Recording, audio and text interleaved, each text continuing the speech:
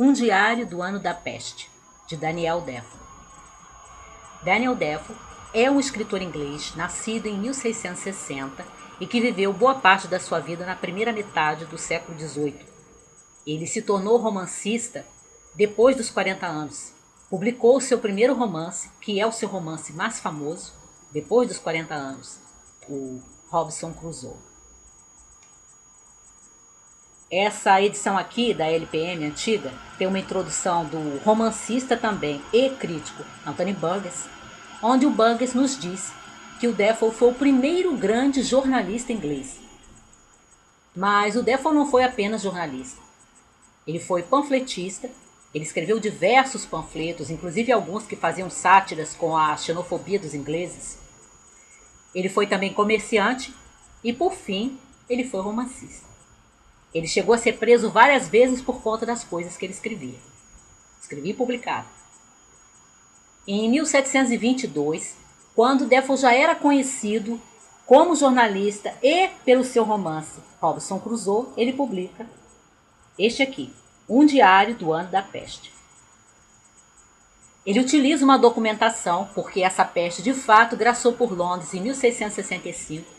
Então o Defoe fez uma pesquisa, levantou a documentação, tudo que havia registrado sobre aquele período, aquele ano calamitoso para a cidade de Londres, para a população de Londres, e faz um uso dessa documentação e escreve esse romance.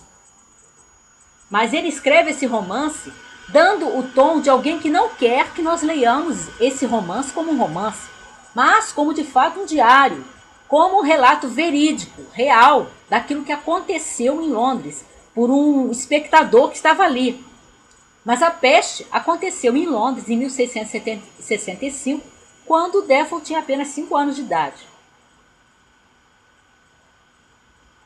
Quem para ler, como eu parei para reler umas partes desse livro esses dias, vai percebendo que nesse romance nós vamos encontrar alguns daqueles recursos que muitos de nós podemos julgar que são recursos estilísticos modernos. Acho que já estão aqui. Por exemplo, no esforço para o Defoe dar esse tom verídico, esse tom de alguém que de fato está ali, que está testemunhando aquilo que acontece em Londres em 1665, ele faz uso, mais de uma vez, de tabelas das mortes que iam acontecendo em Londres, pelos bairros.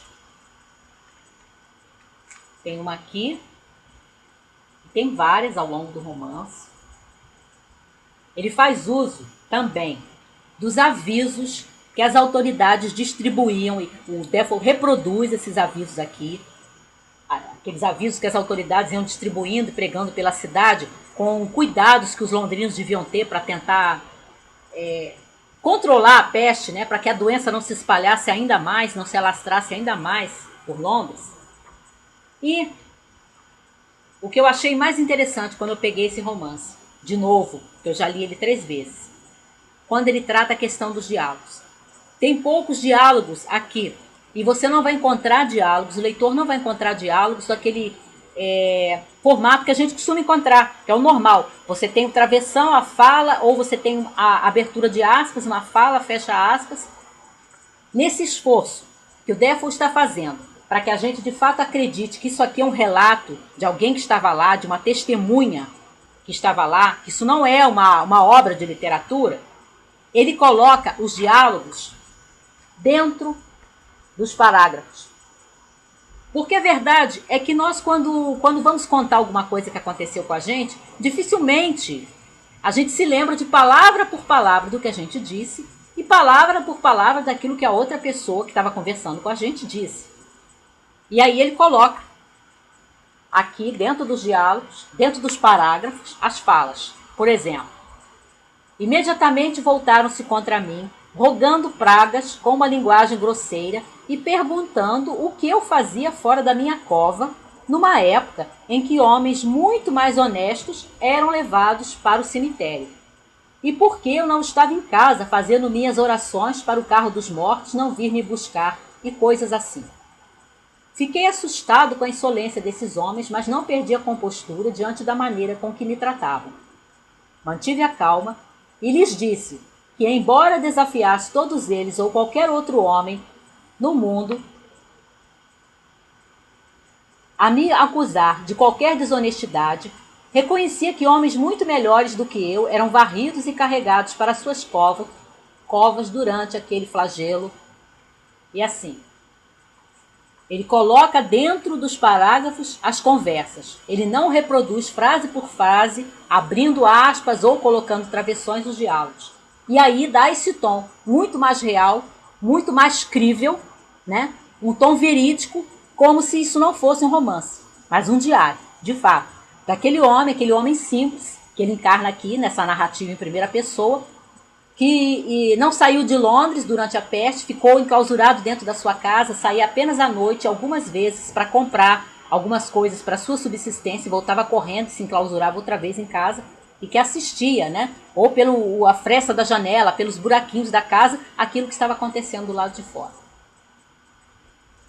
Nessa introdução do Burgess, ele nos conta que o Defoe não estava interessado em ser um romancista, em ser um artista, que ele estava muito mais voltado para ser um jornalista, se preocupava muito mais com isso, em ser um jornalista.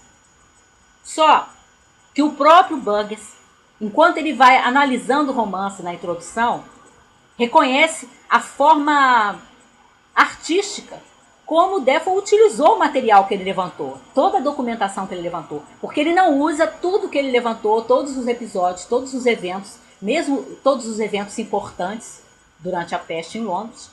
Ele escolhe daquele material e a forma como ele arruma esse material, porque ele não segue uma sequência histórica. Ele não vai escrevendo como historiador, apesar de todo esse tom que ele tem de veracidade. O próprio fecho do romance, especialmente o seu final, é como o Burgess observa, um final literário. É um final artístico, de alguém que está de fato querendo um fecho de romance. Talvez o Defoe fosse, no final das contas, muito mais romancista, muito mais artista do que ele próprio acreditava.